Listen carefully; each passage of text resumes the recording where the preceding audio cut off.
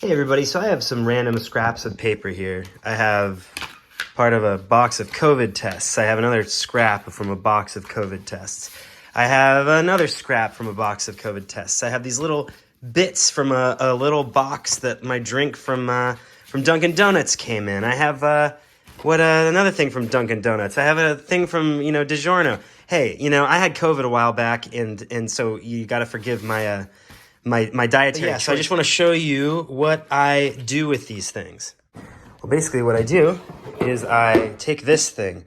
This is an X-Acto kind of, cutting thing that's self-sharpening sort of. And I take whatever scrap, it could be this COVID thing, or let's take this Dunkin' thing. These are really nice because they're white. You kind of look at the color of the stock that you're going to be writing on, and sort of, you prioritize stocks that will show your writing really clearly. And then I just cut, without measuring, and I just try to get things postcard size. I just take it and I'll just go like, I'll go like that, I'll try to get some of the graphics, so maybe I'll cut it with that side out, maybe I'll just cut down to those letters, and then I'll cut like this, and blah, blah, blah, and, then maybe, cut off that stuff, I'll cut off, cut here. And then I come out with like something like this. It just says Unky. And then I'll set that aside. Before you comment, I just threw away that old negative COVID test disc that was on the on the table. These scraps and things, I just recycled them. I'll take something else, maybe one of these just plain brown things. These will be really fun to decorate. A lot of potential in there. And I do think they are thick enough to be posted. So I shouldn't fret that they won't be picked up on account of being too flimsy. Because you can kind of feel, just after feeling some postcards in your hands, you can kind of sense what will post and what won't. This is actually going to be big. This is actually not going to be too big, which is actually really cool. Like you can get some pretty big postcards. We've just cut, freehand a couple of big ones. I've been doing this a while, so like that's why I do it kind of freehand like this.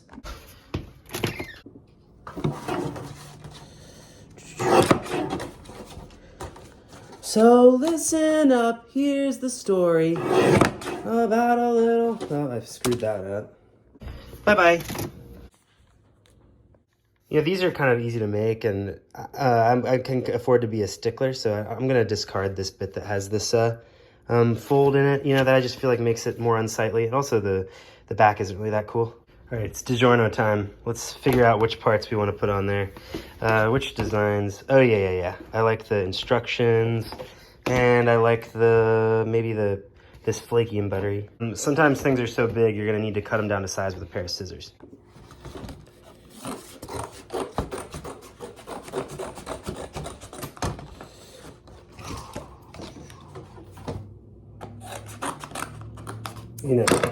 Bye-bye.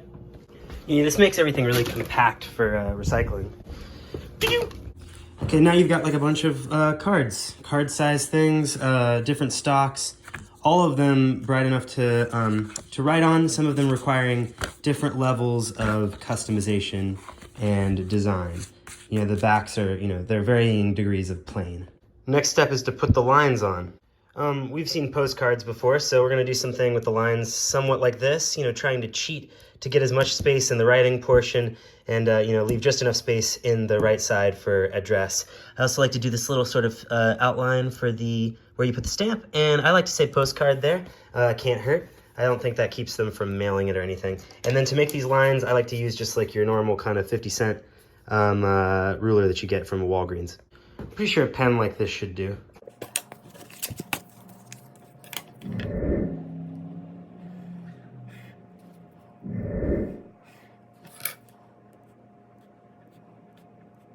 So once you've done that, they've got lines on them, so you can, you know where to put the address, and you can make sure to put the address really clearly on there, so that they will have not much trouble posting. On the ones where you already like what the picture looks like, go ahead and let that fly. That's just a finished one. On the ones where it's like, all right, but it's kind of dumb, maybe go and add a little something. These might be good for stickers or taping something on. And then especially these ones where it's like really blank. Really make sure to decorate those. You can get cool stickers and throw them on. Let's see what to do with this other guy.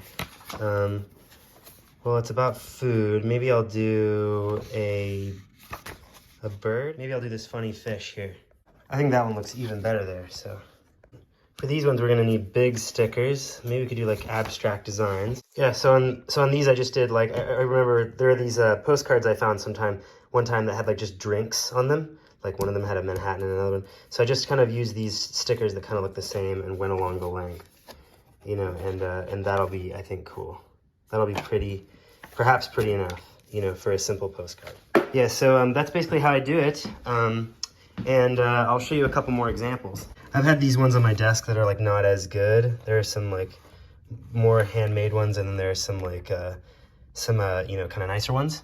One thing I enjoy doing is shuffling up the whole stack of them so that you don't just have the most recent one that you're gonna grab off the top. Sometimes you'll need to reinforce them with packing tape. That'll also help keep them sturdy, and it'll keep these stickers on. So everybody, thank you for listening to my little explanation, and everybody have fun making your own postcards should you choose to do so. May they all post really well, and may you receive good reviews for your postcards.